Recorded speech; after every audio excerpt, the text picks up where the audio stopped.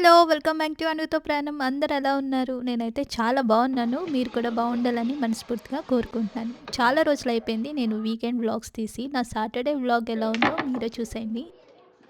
నాకొక విషయం చెప్పండి. సాటర్డే అనంగానే ఒక యూనివర్సల్ రూల్ లాగా ప్రతి ఇంట్లో పప్పొండుతారు. మీరు కూడా అంతేనా నాలాగా? సేమ్ నేను కూడా అంతేనండి. మ్యారేజ్ అయిన దగ్గర నుంచి ఎందుకో తెలీదు ప్రతి సాటర్డే పప్పు. సాటర్డే వచ్చిందంటే మైండ్‌లో పప్పే ఈరోజు లేకపోతే పప్పుచారు. మీరు కూడా ఈ యూనివర్సల్ రూల్‌ని ఫాలో అవుతున్నట్లయితే నాకు ఖచ్చితంగా కామెంట్స్‌లో తెలియచేయండి. ఎంతమంది ఉన్నారో నాకు కూడా తెలుసుకోవాలనుంది. వంట చేయాలంటే చాలా ఈజీ. చాలా సింపుల్‌గానే ఉంటది. కానీ ఏం ప్రిపేర్ చేయాలి అని ముందు ఆలోచిస్తాం చూడండి.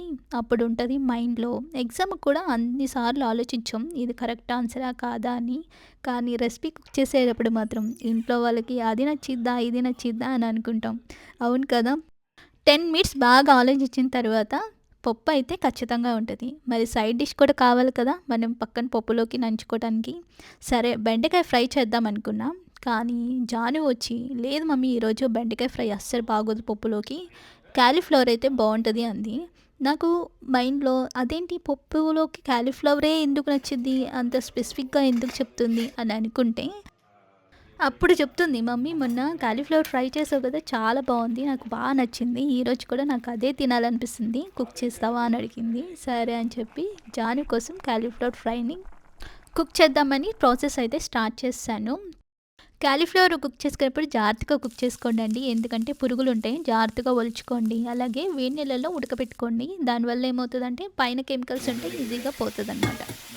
కాలీఫ్లవర్ అయితే ఫ్రై అవుతా ఉంటుంది. ఈ మధ్యలో మనం కాలీఫ్లవర్ పచ్చడి కూడా ప్రిపేర్ చేసుకుంటున్నాం కదా! ఈరోజు మెనూలో. దానికోసం నేనిక్కడ అన్నీ కట్ చేసుకుంటున్నాను.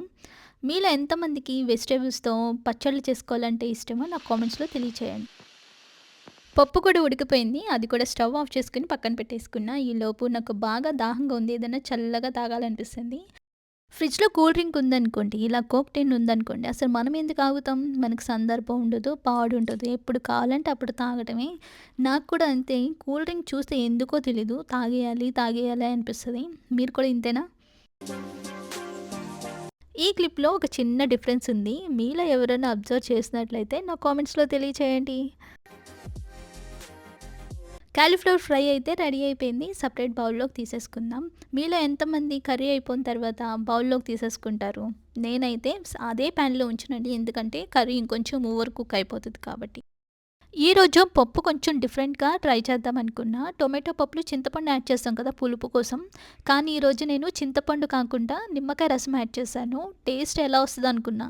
కానీ నేను ఊహించలేదండి. చాలా బావుంది. నిజంగా చాలా బావుంది. మీరు కూడా ఒకసారి ట్రై చేయండి. నిజం చెప్పాలంటే అమ్మ దగ్గరనే వంట నేర్చుకుంటాం. కానీ అమ్మ చేసినంత టేస్టీగా మనకు రాదు. ఎందుకనంటే ఏమో అది చెప్పలేం. కానీ ప్రాసెస్ మాత్రం వాళ్ళదే ఫాలో అవుతాం. కానీ వాళ్ళకొక డిఫరెంట్ టేస్ట్ వస్తది. మనకొక డిఫరెంట్ టేస్ట్ వస్తది కదా! మా మమ్మీ పప్పు బా చేస్తారు. పప్పు ఒకటే కాదండి మిగతా అన్ని కర్రీస్ కూడా చాలా బావుంటాయి. పప్పు కూడా రెడీ అయిపోయింది. నెక్స్ట్ కాలీఫ్లవర్ పచ్చడి కోసం కూడా అన్నీ ఫ్రై చేసుకుంటున్నాను.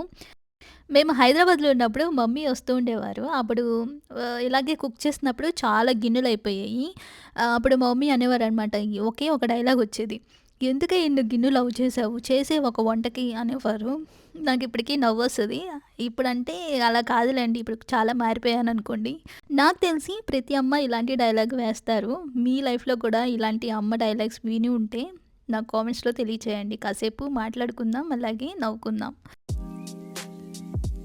వెజ్ మెనూలోకి అప్పడాలు లేకపోతే ఎలా? దానికోసం ఇక్కడ కలర్‌ఫుల్ అప్పడాలు ఏమో శాను కోసం. శాను ముందే చెప్పింది, "మమ్మీ నాకు కలర్‌ఫుల్ అప్పడాలు కావాలని." అంటే ఇవి గొట్టాలండి. మీకు కూడా హోమ్ ఫుడ్ అంటే ఇష్టమా? అంటే ఇంట్లోనే చక్కగా కుక్ చేసుకొని ఫ్యామిలీ అంతా కలిసి కూర్చుంటే, రెస్టారెంట్‌లో తిన్నా కూడా అంత హ్యాపీనెస్ రాదు. అప్పడాలు కూడా రెడీ అయిపోయినియి. మనం ముందు పచ్చడి ఫ్రై చేసుకున్నాం కదా! అది కూడా చల్లారిపోయింది. మిక్సీ పట్టేసుకుంటే మన లంచ్ అయితే రెడీ అయిపోతది. చాలా సింపుల్‌గా 1 అవర్‌లో అయిపోయిందండి. నా సాటర్డే వ్లాగ్ మీకెలా అనిపించిందో నాకు కామెంట్స్‌లో తెలియచేయండి. అలాగే మన ఛానల్‌ని ఎవరైనా కొత్తగా చూస్తున్నట్లయితే సబ్స్క్రైబ్ చేసుకోండండి. అలాగే మీ సజెషన్స్ ఏమైనా ఉంటే నా కామెంట్స్‌లో తెలియచేయండి.